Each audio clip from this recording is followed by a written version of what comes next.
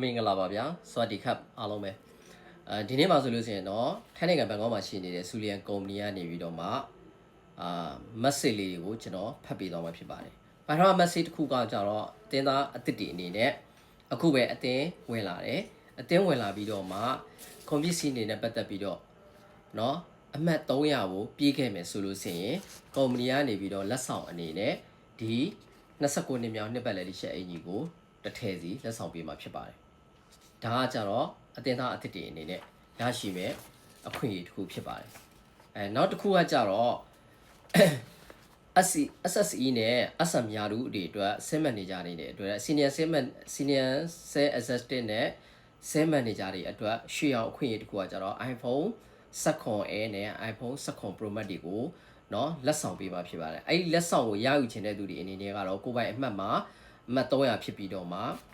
เนาะမိမိတို့ရဲ့အဖွဲ့သားတွေရဲ့အမှတ်18000 1800ဖြစ်ခဲ့မယ်ဆိုလို့ဆိုရင်6လစတိုက်ရှိဖို့လိုအပ်ပါတယ်။ကိုယ်တိုင်ကလည်းအမှတ်300စီရှိဖို့လိုအပ်ပါတယ်။ဒီလို6လစတိုက်ဖြစ်မယ်ဆိုလို့ခုနကတော့ iPhone 17A နဲ့ iPhone 17 Pro Max ကိုရရှိမှာဖြ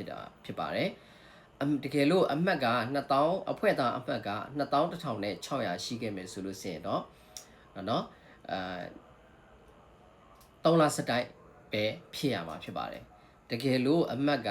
အတင်းသားအမှတ်က3100ဖြစ်ခဲ့မယ်ဆိုလို့ဆိုရင်တော့2လစတိုက်ပဲဖြစ်ဖို့လိုအပ်ပါတယ်။ဒါလေးကိုလည်းကျွန်တော်message ပေးချင်ပါတယ်။เนาะနောက်တစ်ခုကကြတော့ကျွန်တော်တို့တွေ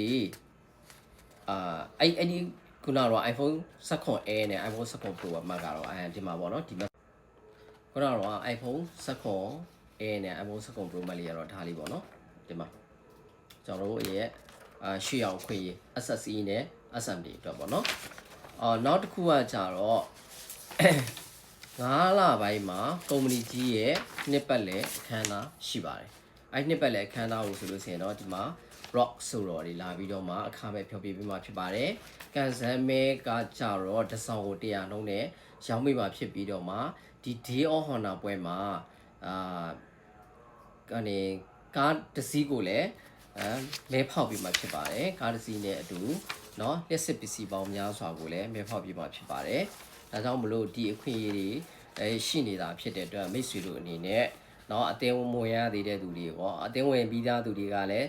တည်တင်တိတိုက်တာတွေတည်ဖို့လိုသလိုအတင်းဝင်ရသေးတဲ့သူတွေကလည်းဒီမှာဒီခွင့်အရေးတွေရှိနေတယ်ဆိုတာကိုလာရောက်ပြီးတော့မှလေ့လာလောက်ကိုင်းခန်းစားနိုင်ကြပါတယ်ဆိုတဲ့အကြောင်းပြောရင်းနဲ့ညီကုန်းချုပ်ပါတယ်မင်္ဂလာပါခင်ဗျာ